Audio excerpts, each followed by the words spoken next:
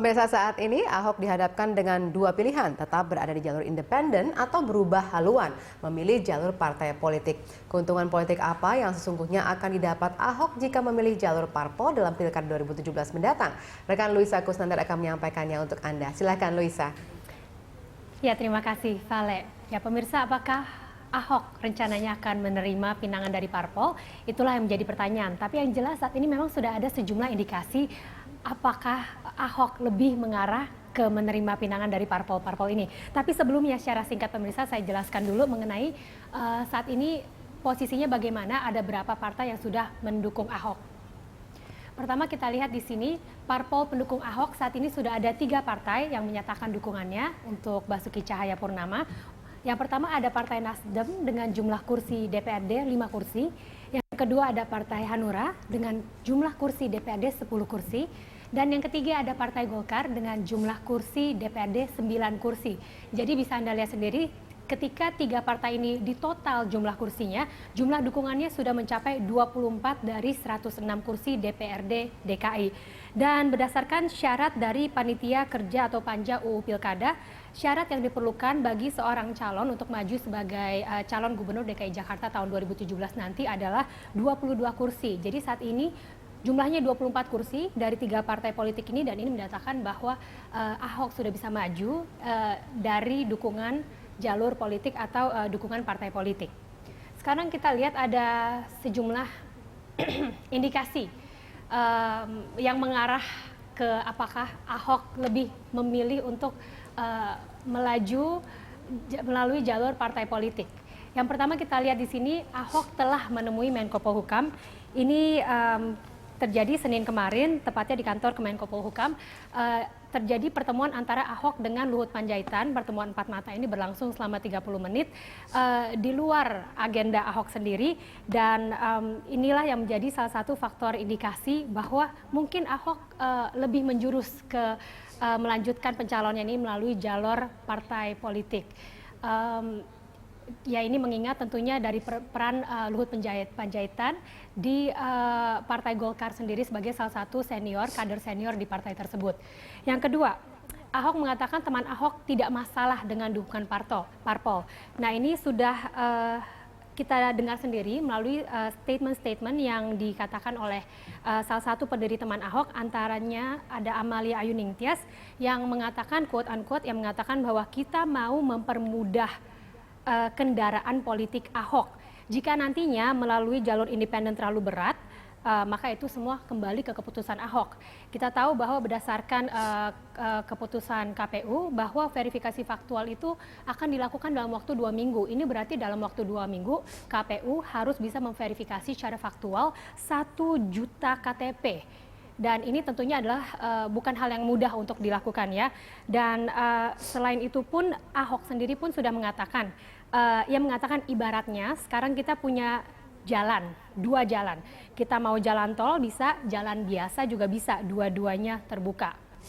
Yang ketiga, Ahok minta dukungan tertulis dari parpol. Ya, meskipun sudah ada 3 parpol yang mendukung Ahok, tapi sejauh ini dukungannya hanya dikatakan melalui media saja. Jadi belum ada dukungan secara tertulis. Jadi artinya di sini Ahok minta ada surat komitmen secara tertera, secara formal dan sah bahwa ketiga partai tersebut mendukung Ahok, memberikan dukungan terhadap Ahok untuk maju sebagai calon gubernur DKI Jakarta tahun 2017 nanti. Dan yang terakhir, Ahok hadiri deklarasi dukungan 3 parpol. Jadi Ahok memang sudah menghadiri deklarasi dukungan ketiga parpol nanti. Dan inilah sejumlah indikasi-indikasi yang mungkin ya memberikan sinyal-sinyal kuat bahwa Ahok akan menerima dukungan-dukungan ini dari partai politik untuk maju menjadi calon gubernur DKI Jakarta 2017 melalui jalur partai politik. Tapi apakah jawabannya? Tentunya ya kita tunggu saja kebenarannya. Tapi yang jelas pilihannya antara 2 ini, apakah Ahok lebih mementingkan tercapainya tujuannya, if the end justify the means, ibaratnya begitu. Jadi yang penting tercapai tujuannya, atau justru Ahok lebih mementingkan idealismenya, yakni komitmen yang sudah dikatakan Ahok dari awal bahwa ia bersama dengan teman Ahok akan maju melalui jalur independen. Kembali ke Anda, Valeria Daniel di studio. Baik, Luisa, terima kasih atas pemaparannya. Ya, pemirsa, Gubernur DKI Jakarta Basuki Cahayapurnama meyakini tidak ada konflik antara relawan teman Ahok dan partai pendukungnya. Ia menegaskan dirinya siap untuk maju baik secara independen maupun jalur partai politik pada Pilgub DKI 2017. Makanya sekarang hari ini sebetulnya betul-betul komplit, kita dapat 1 juta. Kita juga sebetulnya dalam musda itu juga kita Golkar juga dapatkan 24 kursi sebetulnya untuk maju. Jadi sekarang kita punya 2 jalan. Kita mau jalan tol atau mau jalan biasa sekarang. Dua-dua terbuka. Kalau dulu kan sebelum ada 1 juta, kita ragu apakah ada partai yang mau dukung atau tidak. Ternyata sebelum sampai 1 juta pun partai sudah nyatakan mendukung. Nah, jadi ini kita perlu duduk bersama, tergantung teman-teman Ahok. Kan dia juga ngajuin ke MK juga. Yang penting misi untuk memberikan saya tiket jamin pasti maju ke pencalonan gubernur ini sudah terbuka. Itu. Teman Ahok udah bersyukur ada 3 partai yang mau mendukung. Maksudnya dia setuju Bapak masuk partai? Enggak, belum sampai ngomong begitu. Tadi kan banyak partai kan maunya kan mengusung sendiri. Tapi kan sekarang 3 partai kan sudah menyatakan mau mendukung teman Ahok untuk independen. Saya mah mantap-mantap aja. Di mana Pak, di parpol? Ya, dari dulu juga kiri kanan mantap aja saya. Iya, kita tadi sudah dengarkan jawaban dari Ahok ya, tapi tetap sebenarnya jawabannya masih belum jelas. Masih ada kiri kanan oke gitu istilahnya. Baik Pak Jayadi, kalau misalnya kita lihat ini sebenarnya apakah ini termasuk salah satu strateginya Ahok ketika karena pada awalnya kita tahu tidak ada partai yang mengusung. Jadi akhirnya kemudian memilih jalur independen. Tapi ketika sudah bahkan belum mencapai 1 juta pun, tapi sudah ada beberapa partai yang melihat oh ternyata tingkat elektabilitas Ahok itu cukup tinggi dan akhirnya mereka pun memberikan dukungannya. Bahkan sekarang Golkar juga ikut mendukung dan pada akhirnya jumlah total itu bisa memungkinkan Ahok untuk maju melalui jalur parpol. Dan apa yang kita bisa baca dari sini? Apakah ini memang strategi politiknya seperti itu atau bisa kita bilang ini satu plain plan gitu, tidak bisa tetap pada strategi awalnya atau keputusan awalnya? Iya, tergantung kepada siapa nanti yang membacanya ya. Kalau nanti Ahok ternyata memilih jalur partai, misalnya, maka lawan Ahok akan memelintirnya menjadi atau menggunakannya sebagai senjata bahwa dia pelin plan, bisa kan? Yeah. Tetapi bagi para pendukung Ahok atau bagi Pak Ahok sendiri, ya dia dihadapkan pada pilihan yang realistik gitu, bahwa ada 2 pilihan gitu.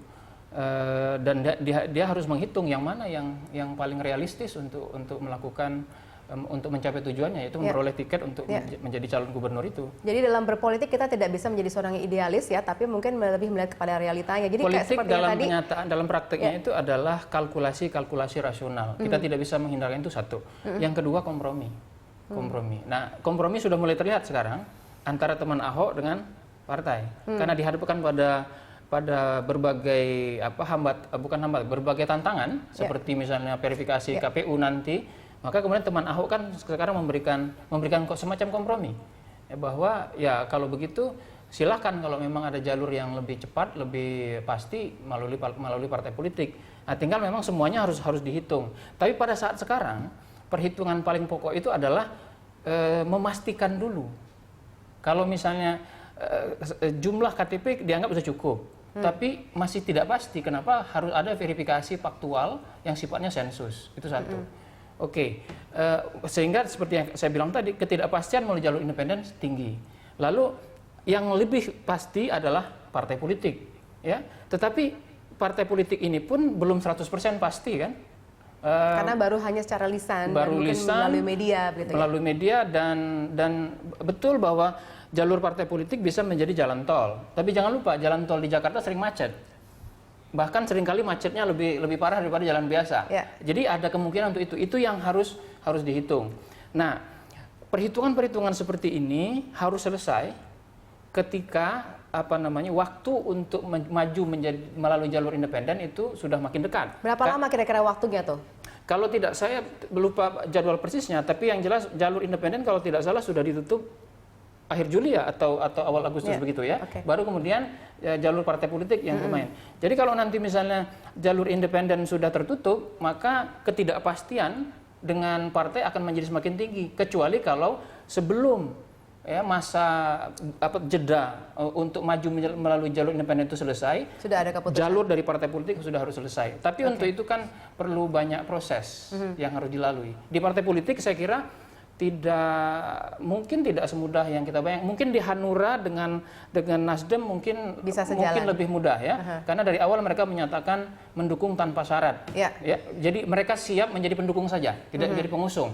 Tapi di Golkar belum tentu. Di Golkar. Karena di Golkar sendiri masih ada persoalan internal. Oke, baik. Saya tanya dulu ke Mas Singgi. Ini kalau kita lihat sepertinya benar tadi kata rekan saya bahwa apapun caranya yang penting jadi deh si Ahoknya. Walaupun pada awalnya kita merasa harus melalui independen, tapi kemudian dengan adanya realita-realita yang menghadang, dengan adanya tadi Anda katakan verifikasi sulit, ya sudahlah nggak apa-apa melalui jalur parpol. Anda melihatnya ini akan bisa jadi strategi yang bagus untuk Ahok atau justru malah tadi akan membuat kecewa para pendukung yang sudah memberikan 1 juta KTP untuk Ahok? Sebenarnya dari awal kita berjalan kan kita pakai nama teman Ahok, jadi tidak ada teman Ahok tanpa kata Ahok sendiri. Makanya kami coba meluruskan bahwa memang dari awal kami kan cuma hanya menjadi kendaraan alternatif saja untuk Bapak. Tapi ketika berjalannya waktu kami malah menjadi menjadi poros utama untuk Bapak maju lewat jalur independen, gitu kan. Dan ada semacam desakan bahwa kami deparpolisasi, bahwa kami anti partai politik, tidak, gitu kan. Dari awal kami memang sudah membuka pintu dengan siapapun termasuk Nasdem, Hanura, dan Golkar sampai sekarang. Komunikasi yang berjalan pun cukup baik sekali. Nah, kalau kami luruskan bahwa teman-teman yang kemarin sudah mendukung sudah kami coba tanya bagaimana pendapatnya apabila Bapak maju lewat partai politik, kecewa atau tidak, gitu kan. Bahasa mereka ya yang nggak ada masalah demi kemaslahatan Jakarta, gitu kan. Yang penting kan tujuan kita bersama ya mengusung Bapak dulu, maju, terus baru memenangkan Bapak, gitu kan. Kalau dua-duanya kami dari awal kami bukan menjadi batu sandungan buat Bapak. Kami supaya ini berjalan dengan baik, makanya kami memberikan 2 kendaraan, gitu kan. Mungkin ada perspektif bahwa menganggap teman Ahok sebagai batu sandungan, tidak sama sekali, gitu. Sampai sekarang kami memang memberikan keluasan buat Bapak lah maju. Oke. Lalu akan dikemanakan 1 juta KTP itu? Ya, kami masih memikirkan mekanisme yang baik seperti apa. Kami juga harus mempertimbangkan apabila kan memang belum sampai sekarang pun belum ada kabar yang baik dari Bapak.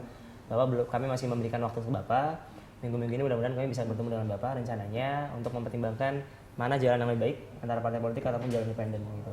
Kemarin waktu pertemuan terakhir dengan Bapak, beliau masih mengisyaratkan bahwa beliau masih oke, kita fight jalan independen saja, gitu. Tapi saya minta waktu sebentar, saya mempertimbangkan beberapa opsi yang memang termasuk mungkin pertemuan kemarin dengan Menko Polhukam, itu mungkin salah satu opsinya Bapak seperti itu. Oke, Pak Jayadi, kalau kita lihat ini sepertinya ada satu tadi Anda juga mengatakan adalah kompromi ya dalam politik karena melihat realita yang seperti itu. Nah, tapi kan tadi juga dikatakan bahwa mereka awalnya itu mengatakan bahwa harus mendukung tanpa syarat karena mereka tidak ingin ada semacam kontrak politik yang dilakukan oleh Ahok kepada partai politik. Makanya mereka memutuskan menerima dukungan dari Nasdem dan Hanura mereka tanpa syarat. Nah, seperti kita ketahui tadi Anda juga katakan ada Golkar, kemudian mereka juga mengatakan mendukung, tapi kemudian ada juga pihak-pihak yang kontra. Nah, bagaimana kemudian akan kita baca kalau ternyata nanti pada akhirnya dipilih jalur parpol? Apakah akan solid dukungannya? Untuk begitu dukungan sudah dinyatakan secara resmi, kan itu tidak bisa dicabut lagi nanti. Begitu sudah masuk ke KPU ya. Cuman memastikan dari awal ini yang sangat penting. Nah, memang di situ tadi persoalannya adalah konsesi politik apa yang diperlukan untuk memastikan dukungan partai itu menjadi betul-betul solid begitu. Karena terlalu naif untuk mengasumsikan bahwa semua pernyataan normatif itu yang akan dilaksanakan di dalam kenyataannya. Pernyataan normatif adalah mendukung tanpa syarat misalnya atau mengusung tanpa syarat. Itu kan agak susah. Misalnya di Golkar misalnya. Golkar Pak Abu Rizal Bakri misalnya menyatakan di beberapa media bahwa dukungan kepada Ahok itu boleh dari Golkar, dia tidak ada masalah, tapi harus sesuai prosedur. Nah, pertanyaannya apa yang dimaksud dengan prosedur? Ya, ada misalnya ada 2 kemungkinan atau malah lebih, minimal ada 2 kemungkinan. Satu misalnya prosedur itu adalah kalau yang selama ini di Golkar itu yang menyatakan dukungan itu kan baru DPD, kemudian pernyataan lisan dari Ketua Umum Partai Golkar. Ya. Nah, mungkin yang dimaksud sesuai prosedur adalah melalui prosedur atau mekanisme yang ada di DPP Partai Golkar. Ya, kalau sudah keluar DPP Partai Golkar baru memenuhi prosedur. Tapi bisa juga prosedur dalam arti bukan partai yang melamar Ahok secara prosedur, tapi Ahoknya yang melamar ke partai. Kan ada. Jadi dia justru yang harus melobi kepada partai. Iya, dan itu kan yang mulai terlihat sekarang. Misalnya dia harus melobi ke Luhut Panjaitan, kemudian melakukan silaturahmi atau safari politik ke berbagai tempat, begitu. Jadi, nah proses-proses seperti itu yang mungkin nanti harus dihitung oleh baik teman Ahok ataupun oleh Pak Ahok sendiri untuk memastikan bahwa dia akan maju melalui jalur mana. Tapi memang yang paling realistis saat ini ya memang melalui jalur parpol, ya. Tetapi karena melalui jalur independen itu ketidakpastiannya sangat tinggi dan rawan sekali untuk rawan sekali untuk mengalami masalah, ya itu rawan. Jadi kalau kita melakukan kalkulasi politik secara rasional, maka yang paling realistik adalah ini. Nah, jadi itu yang dimaksud saya kira oleh Pak Ahok bahwa jalur partai politik adalah jalan tol. Tapi sekali lagi yang ingin saya ingatkan bahwa jalan tol di Jakarta sering banget macet, bahkan seringkali mampet. Justru jalur alternatifnya malah lebih lancar. Iya, tol Ho Chi Minh aja 4 kali groundbreaking tapi nggak selesai ya. Itu gitu. dia. Iya. Oke, baik. Kita sudah tersambung dengan pemirsa Bapak Sarifudin Suding, anggota fraksi di Partai Hanura di DPR. Halo, selamat malam Pak Sarifudin. Iya, selamat malam. Iya baik Pak, ini kita lagi bincang-bincang mengenai Ahok nih Pak ya. Kira-kira kalau misalnya kita lihat gesturnya dari kemarin bertemu dengan Pak Luhut Panjaitan, itu ada kemungkinan akan terbuka jalur untuk maju melalui parpol. Nah tapi kami juga mendapatkan informasi bahwa Hanura pernah ada mengatakan bahwa walaupun apapun yang terjadi, Ahok sebaiknya tetap melalui jalur independen. Benarkah demikian? Iya. Nah, kemarin di awal ketika Ahok memilih jalur independen dan Hanura melihat dari sisi kinerja Ahok pada saat menjabat sebagai gubernur, maka kita memberikan dukungan gitu kan.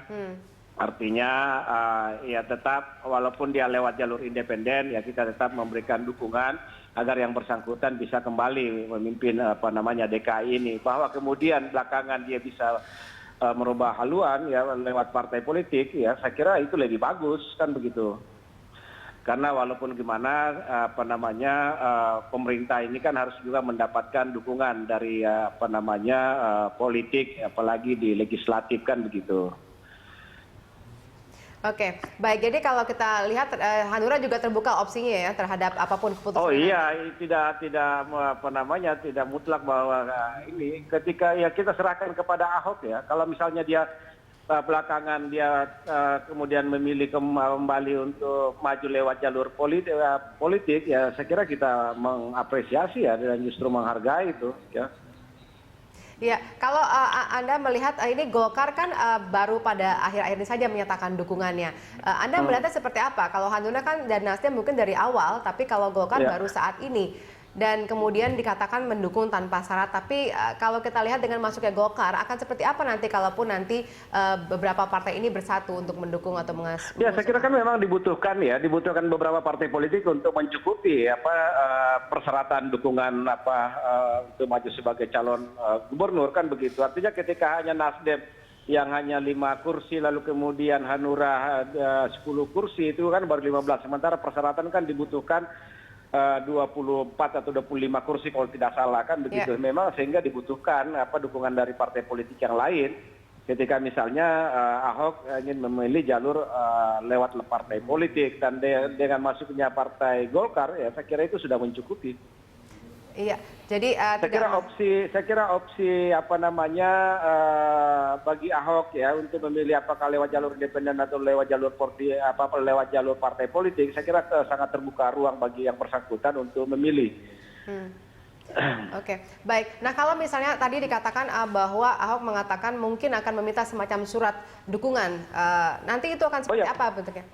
Oh ya pasti itu kan memang harus dasarkan pada adanya surat rekomendasi dari partai politik dalam bentuk dukungan kan begitu untuk mengusung yang bersangkutan gitu loh.